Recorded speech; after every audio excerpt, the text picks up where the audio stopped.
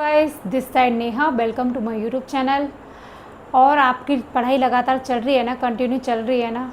अब आज का टॉपिक हमारा होने वाला है पादप कार्य की। ठीक है, हम क्या पढ़ने वाले हैं, प्लांट फिजियोसोलॉजी, जो कि पादप कार्यकी में क्या होता है। जब देखो हमने पादप सारिकी पढ़ लिया, पादप सारिकी में क्या होता है, उसके जो अंग होते हैं उनका कार्य होता है। ठीक है, यहाँ पर क्या होता है, कार्यकी में जो पूरी क्रिया होती है, पेड़ों की, पेड़ पौधों की, खाने की, भोजन की, सब कुछ वो भाग होते हैं पादप कार्यकी में। ठीक है, तो वनस्पति विज्ञान की वह शाखा जो पौधों की आंतरिक जैविक क्रियाओं, जो पौधों के अंदर जो क्रियाएं होती हैं, ठीक है, जो पौधों के अंदर जैविक क्रियाएं होती हैं, जैसे कि आपके होता है प्रकाश संश्लेषण होता है, श्वसन क्रिया होती है, जल और पोषक तत्वों का अवशोषण होता है, किसके द्वारा होता है, आपका जाइलम एंड फ्लोएम ऊतक के द्वारा। ठीक है, और परिवहन होता है, वाष्पोत्सर्जन होता है, वृद्धि एवं विकास का अध्ययन करती है। तो आपका प्लांट फिजियोसोलॉजी में क्या होता है, वनस्पति विज्ञान वह शाखा है जहाँ पर आपके आंतरिक जैविक क्रियाओं का काम होता है। ठीक है, तो पादपों में हम पढ़ने वाले हैं खनिज पोषण। जो पादप में जो खनिज पोषण होते हैं वो क्या क्या होते हैं। जो हम पादप होते, पेड़ पौधे होते हैं, उनमें भी कुछ खनिज पोषण होते हैं, जैसे इंसान में होते हैं उसी प्रकार पौधों में भी होते हैं। सब पोषी पादपों को कार्बनिक भोजन बनाने के लिए अकार्बनिक तत्वों की आवश्यकता होती है।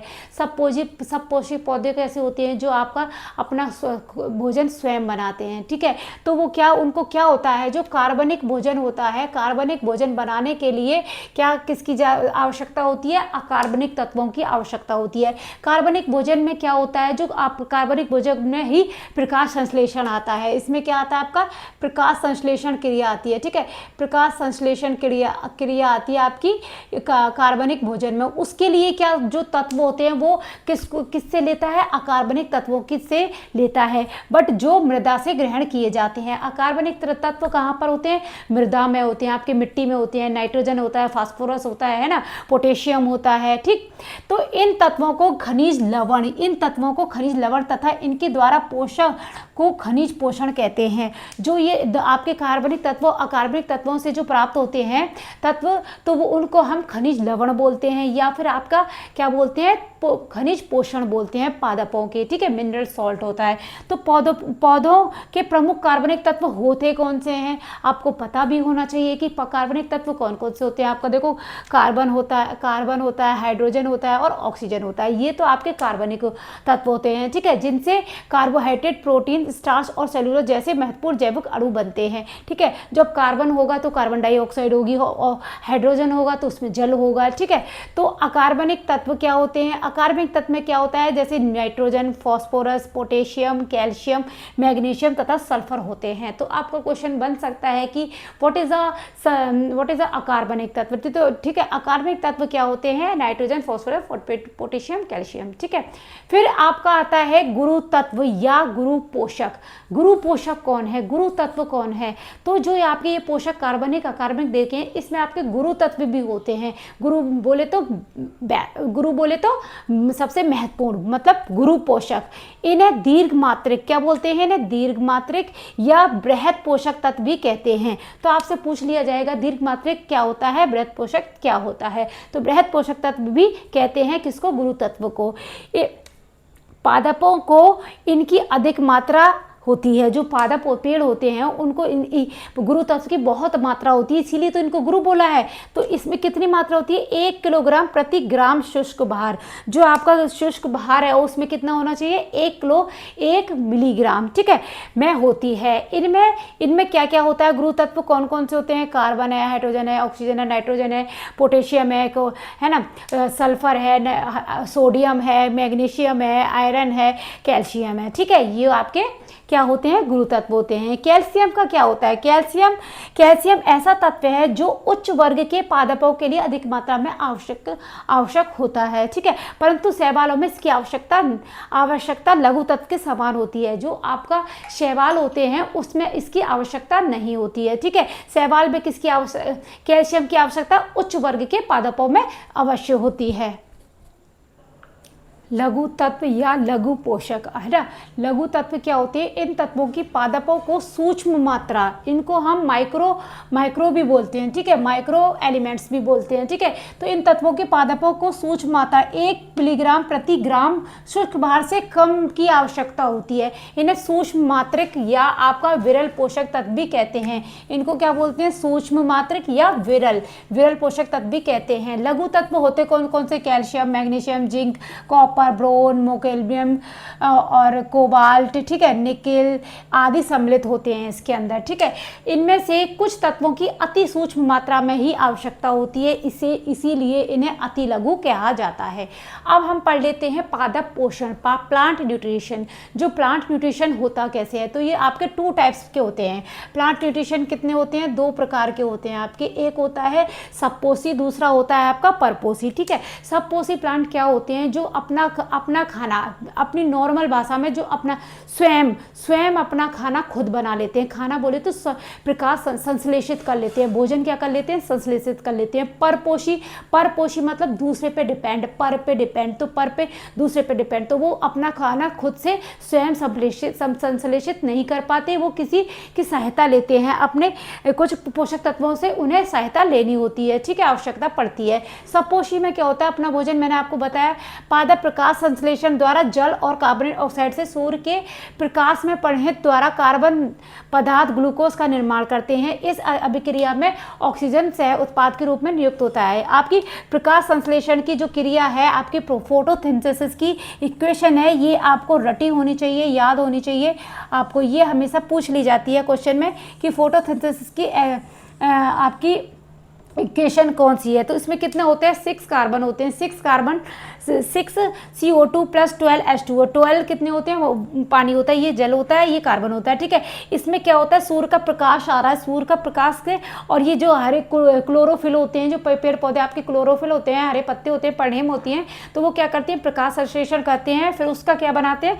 ग्लूकोज बनाते हैं। ये क्या होता है? आपका ग्लूकोज का सूत्र होता है 6,6H12C6, ये ग्लूकोज होता है। फिर वो उसको जल में तोड़ देता है और ऑक्सीजन में तोड़ देता है, तभी तो हमें ऑक्सीजन मिलती है। वो क्या करते हैं? कार्बन डाइऑक्साइड को ग्रहण करते हैं और ऑक्सीजन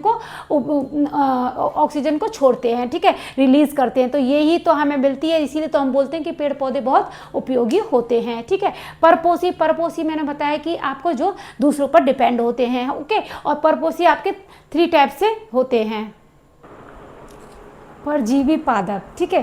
तो आपके क्या होते हैं? परजीवी पादप होते हैं, 4 टाइप्स के होते हैं आपका परजीवी। पैरासाइट प्लांट्स क्या होते हैं? खाद्य एवं जल हेतु अन्य पादपों पर निर्भर रहते हैं।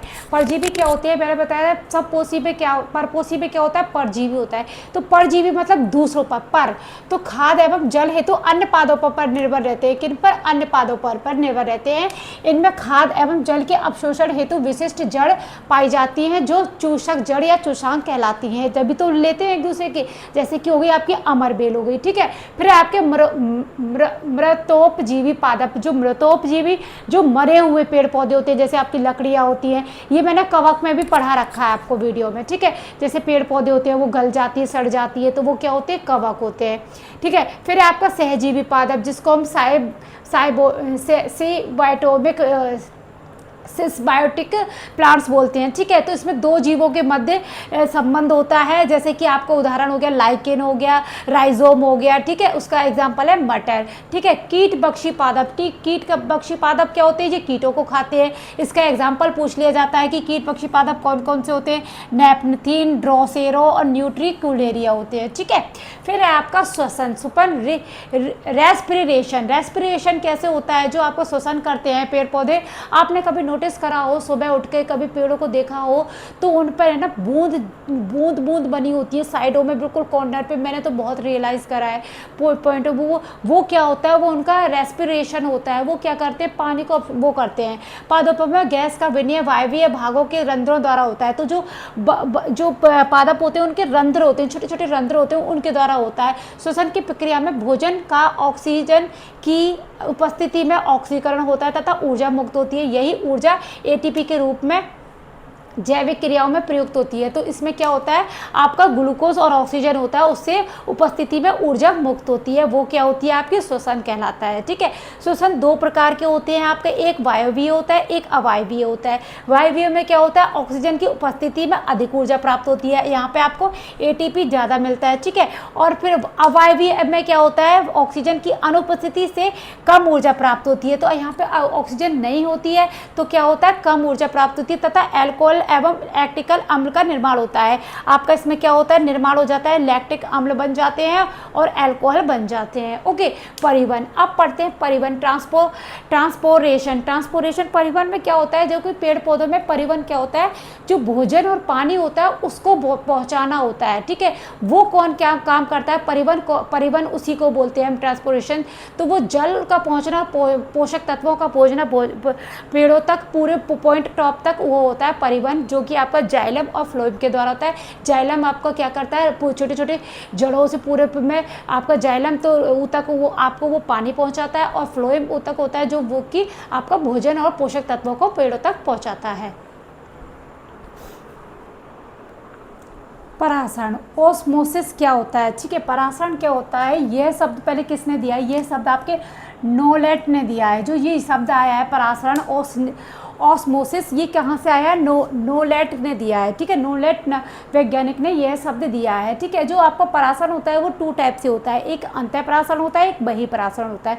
इसको अंतः को एंडोस्मोसिस बोलते हैं और बहिःपरासरण को एक्सोस्मोसिस बोलते हैं। जो कि जब कोशिका का अल्प पसारी विलयन में रखते हैं, परासरी विलयन में रखते हैं। ठीक है, तो जल कोशिका में प्रवेश कर जाता है। तो क्या होता है, जब हम कोई सिकुड़ी हुई चीज़ को जल में रखते हैं तो वो क्या होता है, उसमें जल भर जाता है, कोशिकाएं फूल जाती हैं, तो उनको हम बोलते हैं अंतःपरासरण।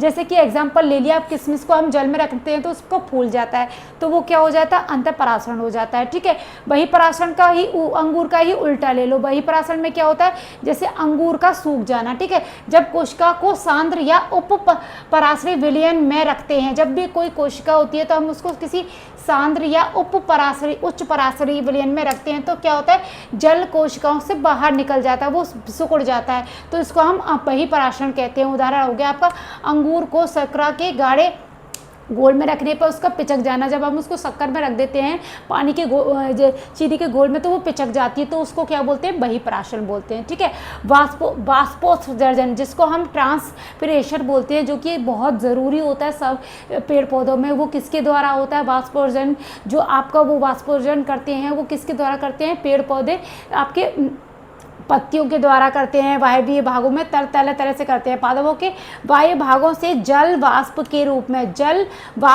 में हानि की वाष्पोत्सर्जन कहते हैं। जो आपकी जल निकलता है वाष्प के रूप में, एक जल देते हैं तो जल वाष्प होता है, तो उसके रूप में जो हानि होती है उसको ही हम वाष्पोत्सर्जन कहते हैं। वाष्पोत्सर्जन कई प्रकार के होते हैं, जो का हम पढ़ने वाले हैं। रंध्रीय वाष्पोत्सर्जन, जिसको स्टोमेटल कहते हैं, आपका लगभग, जो कि आपका 80 से 90% किस पे डिपेंड होता है, पत्तियों पर डिपेंड होता है। ठीक है, जो छिद्रों से और रंध्रों से निकलता है, वाष्पोत्सर्जन होता है उसका। सेकेंड आपका वाष्पोत्सर्जन है उपतवशीय। ठीक है, उसमें आपको होता है कैल्टिकुलर ट्रांसपिरेशन। कैलकुलेटर में क्या होता है, लगभग 3 से 9% ही होता है। ठीक है, उसमें 3 से 9% होता है, पूरा तो आपका रंध्रों द्वारा हो जाता है। इसमें क्या होता है, जो शाकीय तने तथा पत्तियों पर पाई जाने वाली उपत्वचा द्वारा होता है। इसमें क्या होता है, उपत्वचा द्वारा होता है। ठीक है, फिर आपका वातरंध्रीय वाष्पोत्सर्जन। वातरंध्रीय में बिल्कुल ना के बराबर होता है, नगण्य होता है। यह काष्ठीय तनों एवं कुछ फलों में पाए जाने वाले वातरंध्रों द्वारा होता है। यह कुल वाष्पोत्सर्जन का 0.1 से लेकर 1% तक होता है। ओनली ये समझ लो ना के बराबर इसके वातरंध्रीय द्वारा होता है। ठीक है, ये हो गया आपका वाष्पोत्सर्जन। हमने आपका पादप जगत पूरा कंप्लीट कर लिया है। आज हमारा पूरा पादप जगत कंप्लीट है। अब हम आप नेक्स्ट करने वाले हैं, करेंगे जंतु जगत। ठीक है, जितना भी प्यार आपने अब तक मुझे दिया है, ऐसे ही आगे देखते रहें। जो भी मेरे नए वीडियो से जुड़े हुए हैं वो प्लीज़ मुझे पहले सब्सक्राइब कर लें, फिर और आप सब्सक्राइब करेंगे तो आपको जल्दी से जल्दी जो भी मेरी नई वीडियो आएगी आपको उसका नोटिफिकेशन मिल जाएगा। जो भी नए चैनल से जुड़े हैं प्लीज़ मुझे सब्सक्राइब करें और आगे अपना प्यार देते रहें। Thank you.